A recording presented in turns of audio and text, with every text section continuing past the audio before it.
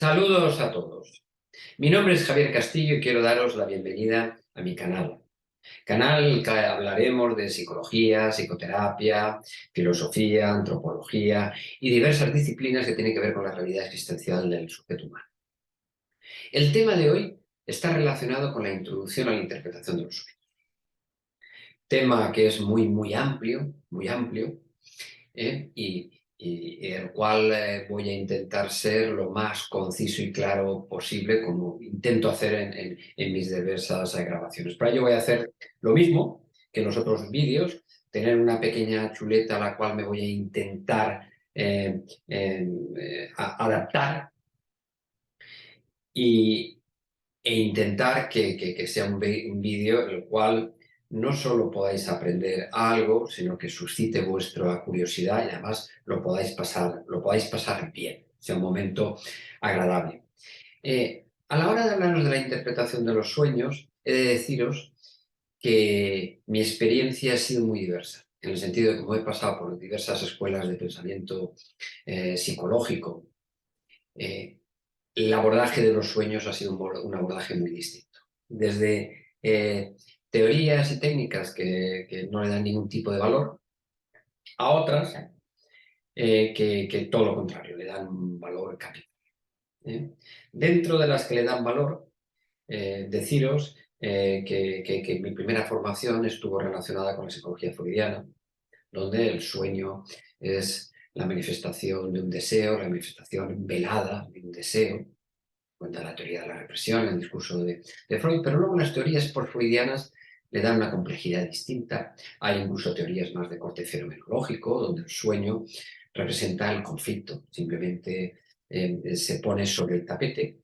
Y lo que sería la psicología analítica junguiana, donde plantea que el sueño puede ser una compensación y a veces hasta una guía, en el sentido que la idea de inconsciente es una idea en la cual se marca, se subraya la tendencia finalista. O sea que hay una dirección, hay unos fines que estarían relacionados con la capacidad autorregulativa de la psique. Eh, lo que sí que no es la interpretación de los sueños desde mi óptica, que pretende ser una óptica científica, como algo pragmático, útil para la psicoterapia, lo que no es una suerte de adivinación orientada por unos manuales que te dicen si usted sueña pues, con un león es que le va a tocar la lotería, o si de alguna manera se cae de un piso es que va a tener una idea genial. No tiene absolutamente ningún tipo de sentido este tipo de interpretaciones. Para de alguna manera poderlo utilizar como un instrumento de psicoterapia, uno tiene que conocer la vida del analizado, ver qué asociaciones tiene, cuál es su situación consciente en la actualidad que tiene el sueño. Y luego podemos permitirnos amplificar ciertas ideas con el conocimiento que podemos tener de la historia comparada de las religiones, de la mitología, si el sueño así lo requiere, o si aparece, por así decirlo, un esquema en el cual podemos ver un microesquema específico. ¿Bien? Pero cuidado, esto de interpretar, de ver un personaje que podemos relacionar con un dios o una figura mitológica y a partir de ahí utilizar una interpretación es algo, de alguna manera, muy poco científico. ¿Mm? Yo voy a utilizar mucho la palabra científico. Eh, es verdad que mi idea de ciencia es una idea en la cual hay una apertura, no es una idea dogmática, cerrada, y reconociendo que la psicología y el alma humana necesita a veces de una serie de instrumentos de valoración y de evaluación propios, que no son similares a otras disciplinas científicas, pero eso no le resta valor científico a la psicología como tal. Y como os he señalado, para mí la interpretación de los sueños es algo muy pragmático. No es algo que, bueno, se cuenta un sueño, me da una idea, podría ser. No, no, es algo pragmático. Diría muy pragmático. Os voy a dar varios ejemplos. Recuerdo que venía una paciente por primera vez a sesión y el día antes de venir sueña que va en un coche que conduce su madre, el coche es suyo, pero lo conduce su madre y su madre por el camino le va diciendo, oye, no vayas a la terapia porque además vas a llegar tarde, pues igual no tiene mucho sentido que como está tu vida tú vayas a hacer una terapia. Bueno, un intento de convencimiento. Ese es el sueño que me trae. Eh, Cuando le pido asociaciones, me habla que su madre era una persona terriblemente dominante. ¿Mm? Intentaba controlar su vida, decirle lo que tenía que hacer y no hacer, pero en estos momentos de su vida, ella se ha casado, vive de forma independiente, no tiene relación con su madre y según ella, su madre tiene poca influencia directa. Pero daros cuenta que el sueño no nos está hablando de la madre real, sino de lo que esta mujer ha interiorizado. Esto que podemos llamar complejo materno, que conduce ciertos aspectos de su vida. ¿Y qué relacionaríamos con el complejo materno? Es algo que va más allá de la madre concreta y real. Tiene que ver una posición de pasividad con respecto a la vida, de una necesidad de seguridad total y absoluta. El no sufrir es como un niño pequeño que necesita estar arropado, que necesita ser dependiente y que cualquier movimiento de cambio, cualquier situación que le puede producir un cierto conflicto, le genera pánico y angustia. Y eso es lo que trae esta mujer a primera sesión. Un miedo muy grande a que la terapia le mueva cosas. Su complejo materno se resiste que vaya a terapia a elaborar sus propios complejos, a poner sus conflictos sobre el tapete. No, no, no vayas a la terapia. Además, daros cuenta del detalle, su madre no conducía. ¿eh? Eh, Sin embargo, en el sueño es la madre la que conduce, es su complejo el que conduce. Lo cual son cosas muy concretas. De hecho, esta persona interrumpió muy brevemente el proceso analítico, nada más se movieron ciertos elementos que le generaban cierto conflicto. Es algo que podíamos prever a partir de este sueño inicial. No siempre ocurre así, porque podemos prever ciertas cosas y eso modifica lo que puede ser la tendencia de la persona a ir en una dirección. O sea, que en muchos otros casos se puede elaborar y la persona sigue en análisis de terapia. Pero en este caso, que era un caso en donde era muy agudo este tipo de complejo, es verdad que el tiempo que estuvimos juntos elaboramos alguna cosita, pero no, esta persona no quería confrontar con sus propios complejos. Y como ves, es algo muy concreto. No todos los sueños son tan claros como este, es obvio, es evidente, pero siempre nos tienen que dar claves para que podamos interpretar, para que podamos actuar.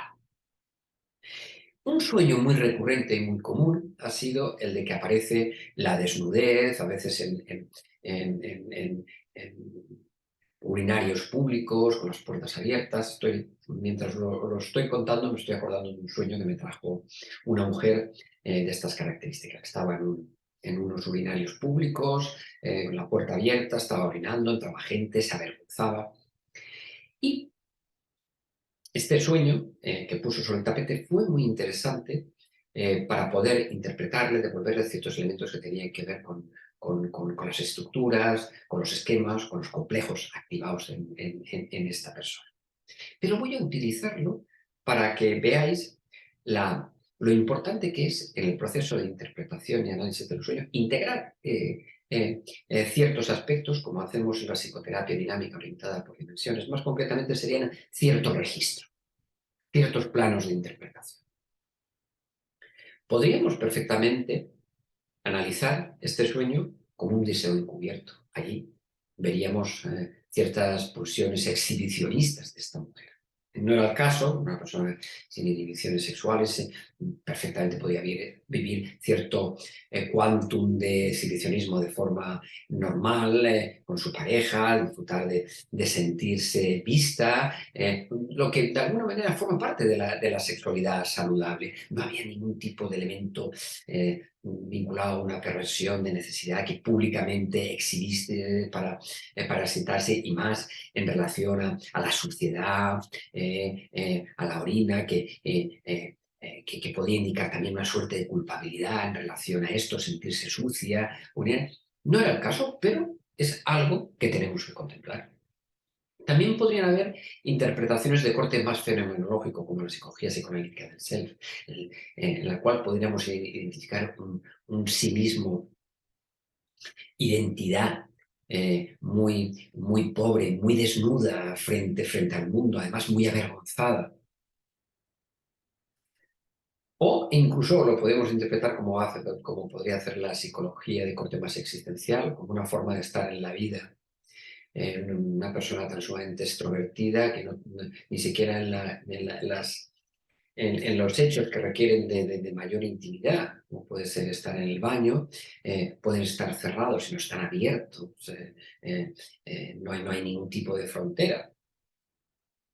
Pero podría haber una tercera interpretación más vinculada a lo que sería la psicología analítica junguiana, una compensación. Una persona tan preocupada por su imagen de pureza, de pulcritud, que aparece desnuda en unos baños públicos, abiertos, donde la ven mezclada con la suciedad del lugar. Esta fue la interpretación adecuada, una persona con la cual yo estaba trabajando, por sus asociaciones, por su situación consciente actual. Veíamos que era una interpretación, construí una interpretación que pensé que era la correcta y que de alguna manera resonó profundamente en la analizada. Y esto que os he dicho, lo de resonar, es fundamental. Abro un pequeñito paréntesis. La interpretación de los sueños no es un ejercicio mental de usted créase lo que le digo, que esto es la verdad. Si no resuena, si no mueve elementos dentro, no tiene. Es algo puramente intelectual. Cuando yo construí esa interpretación y le dije a la paciente, ¿no crees que puede compensar esa tendencia tuya a estar tan preocupada, la pulcritud, el que no te vean de una forma o de otra? Algo que lógicamente estaba muy conectado a la historia personal de esta mujer. No vamos a entrar ahora, pues sería amplificarlo demasiado, pero que era muy relevante por todo lo que podía haber vivido. Se hacía presente sistemáticamente. Y cuando yo construyo esto, se lo interpreto, automáticamente surgen asociaciones. Esto, otro, y permite empezar a reestructurar ciertos elementos, incluso a corregir, a atreverse.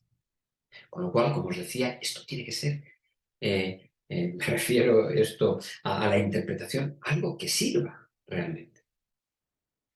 Porque hay interpretaciones bueno, que no son ni interpretaciones. Como veis, procuro que al final hay una devolución sintética de lo que creo, o la hipótesis que yo establezco con relación al sueño, que a veces puede ser más de una. Y es la persona la que tiene que validarlo con su resonancia, con la asociación que relaciona. Pero bueno, hay formas de trabajar donde uno empieza a asociar, y bueno, se llegan a ciertos elementos, pero se pierde el sueño como referencia. Y esto para mí es muy importante. También podríamos hablar de lo que Jung denominaba grandes sueños. Sueños con una matriz arquetípica que nos ayudan a construir un importante sentido de nuestra vida, que son casi como ritos de paso. Yo he tenido la suerte de graduarme en psicología analítica junguiana en el denominado Instituto Monfranc. Es un instituto, bueno, la denominación es mucho más larga. Cuando la voy a repetir siempre me sale en inglés. Research and Training Center in Deep Psychology according to Gustav Jung and María-Louise Monfranc. Es algo así como investigación y capacitación en psicología analítica de acuerdo a Carl Gustav Jung y María-Louise Monfranc en Zúrich. Es uno de los institutos jungianos con más prestigio que existe en todo el mundo. El trabajo con los sueños es un trabajo muy delicado, muy minucioso, y luego enriqueció de forma muy profunda lo que es mi práctica analítica. A partir de ahí profundicé mucho en esos sueños que tienen una matriz arquetípica que me permiten ayudar a mis pacientes a construir sentido, y cuando los tengo yo, lógicamente, a construir mi propio sentido. Y que además necesita estar integrado con las otras visiones, porque dependiendo del momento donde esté la persona, de su situación, se activan ciertos componentes y no otros. Incluso a veces hay que dar prioridad a ciertos componentes. Como os decía, la psicoterapia dinámica orientada por dimensiones, la psicoterapia que he desarrollado, que he creado y que he bautizado con el nombre de PDD. En esta psicoterapia vemos como de alguna manera hacemos esa articulación, en donde vemos esos planos distintos dependiendo de las dimensiones que estemos trabajando. Pues bien, yo creo que voy a partir de un ejemplo para que veáis esos grandes sueños y que veáis cómo esos sueños nos permiten construir, hacer sentido a nuestra vida. Daos cuenta que la creatividad es un elemento muy importante, por así decirlo, en la curación. Es un término que me cuesta a veces utilizar, porque muchos de los elementos que se activan en la psique no están, por así decirlo, encajonados bajo el término de enfermedad, pero para entenderlos lo podemos utilizar. En la creatividad es un camino en el cual tenemos que transitar si realmente queremos curarnos. Una paciente con la cual estuve trabajando cierto tiempo, por sus complejos, ciertos conflictos, y bueno, el trabajo acabó, esta persona desarrolló su vida aparentemente sin ningún tipo de problema mayúsculo, los problemas habituales que podemos tener todos, y un día me llamó por teléfono porque quería tener unas sesiones puntuales, porque se había dado un suceso y era que había fallecido un conocido suyo, con lo cual de golpe de repente se había encontrado con la muerte. La muerte está ahí, esta persona iba ganando en años y hasta el momento ya había vivido de espaldas a la muerte, de espaldas a la muerte. Eh, esta situación de ver que la muerte está ahí, ¡pum!, le dio un golpe muy fuerte, la dejó con medio shock. Eh, y quiso que elaboráramos el tema. Daros cuenta que es uno de los elementos cardinales de la psicoterapia existencial, como desarrolla Yalom, la muerte cuando aparece, a veces como es reprimida y emerge con nuevas fobias, nuevas angustias y nuevos temores. La importancia de ver a la muerte de forma directa, de relacionarnos con la muerte. Tanto quizá en un sentido simbólico, las cosas que van muriendo, para que puedan nacer otras, pero también la muerte real. Cuando digo la muerte real, me refiero a la muerte material, nuestra muerte, ese camino hacia la vejez, la decrepitud y la muerte. Y esa necesidad de construir sentido, aún en las personas laicas, incluso más ateos, la necesidad de incorporar ese registro en la propia vida. Pues me trajo un sueño interesantísimo donde esta persona era raptada, estaba paseando por una zona comercial con unos colores preciosos, en primavera,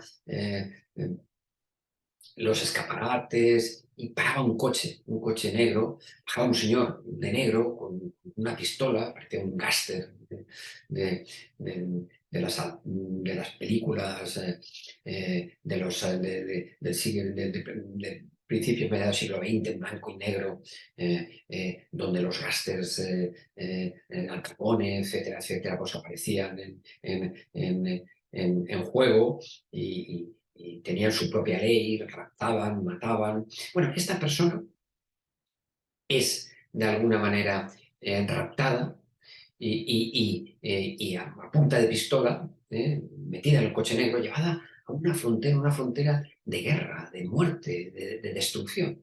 Pero cambiaba el paisaje de golpe de repente y se encontraba en casa de su abuela, y escuchaba la voz de su abuela, que en la vida real había fallecido, y decía: de esto también se aprende.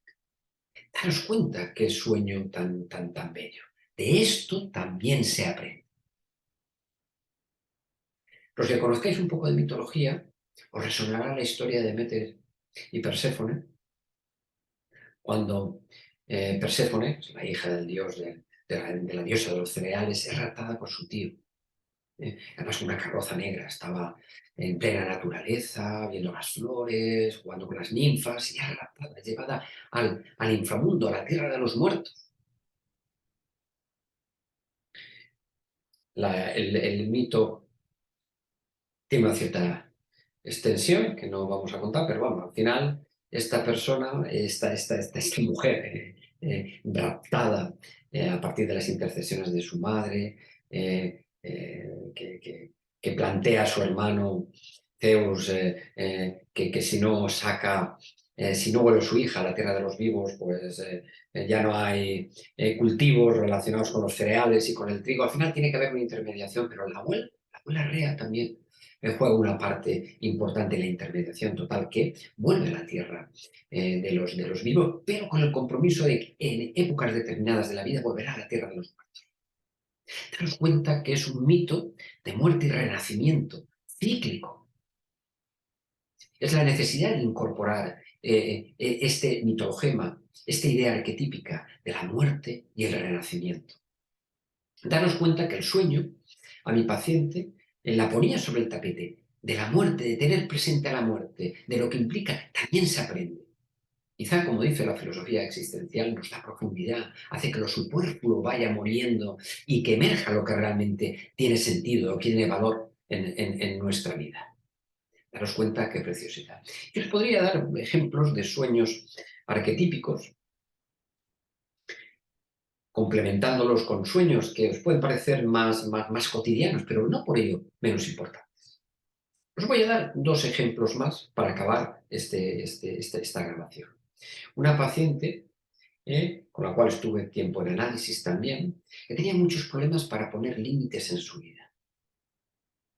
Se desgastaba continuamente, un desgaste muy importante, vinculado al trabajo y a las relaciones, pero en el trabajo esto se veía de forma clara. Un día me trae un sueño donde está realizando la labor que ejercía habitualmente, pero se está desangrando. Se está desangrando. Y escucha la voz de su madre en el sueño que dice, no, no, tienes que continuar. En, en las asociaciones, ella relacionaba tanto su madre como su padre como personas que le empujaban, tienes que realizar tu trabajo con una cierta excelencia, con sacrificio, no puedes decir no a tus clientes, si es necesario tienes que ir a tu casa. Pero cuenta que esta mujer se estaba desangrando por no poner esos límites. Este sueño pone sobre el tapete con una crudeza radical un problema que tiene que resolver, que está vinculado a sus complejos parentales, efectivamente. Eso que he interiorizado, que en estos momentos esta persona también es adulta, ya no vive con su familia, podría, mejor dicho, no es que podría, si, no pide consejo a sus padres ni está orientados por ellos, pero sin embargo, eso que he interiorizado en forma de esquema, de estructura, complejo, podemos utilizar el término que queramos, partiendo de la orientación que le demos, que nos sea más afín. Yo utilizo el término complejo por mi filiación junguiana, pero también podríamos hablar de esquema, como habla la psicología cognitiva. En fin, daros cuenta que ese elemento autónomo estaba condicionando una vida que la estaba desangrando. Y el sueño acaba, no he cortado el sueño a la hora de escribirlo, estando en una iglesia donde estaba tranquilísima. Esta persona era una persona totalmente atea, ¿eh?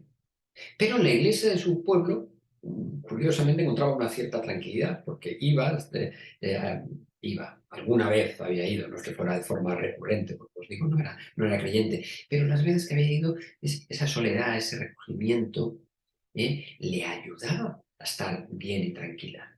En definitiva, el sueño le está enviando un mensaje directamente, la necesidad de introversión, de aislarse un poco de todo ese bullicio, de ese dar, de ese dar, de ese dar, de ese dar. Daros cuenta así de sabiduría de los sueños.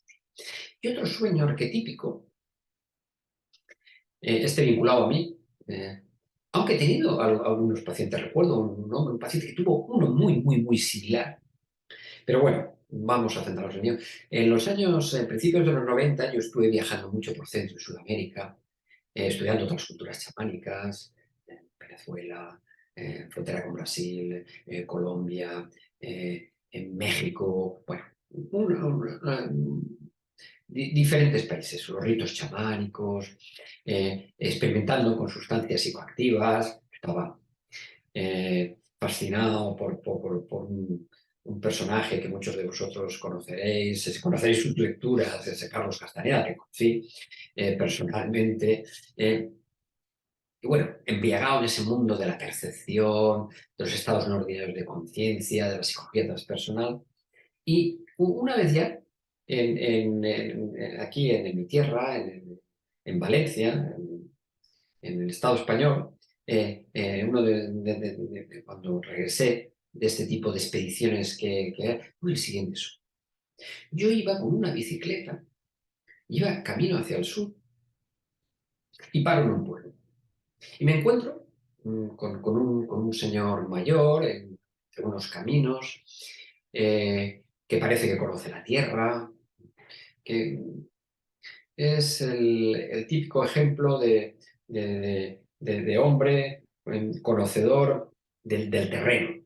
Del terreno, sería del terreno, de toda la fauna, de todos los elementos que están en su espacio vital, el tipo de plantas, árboles, un sabio del entorno. Pero lo encuentro en, en- entre los caminos.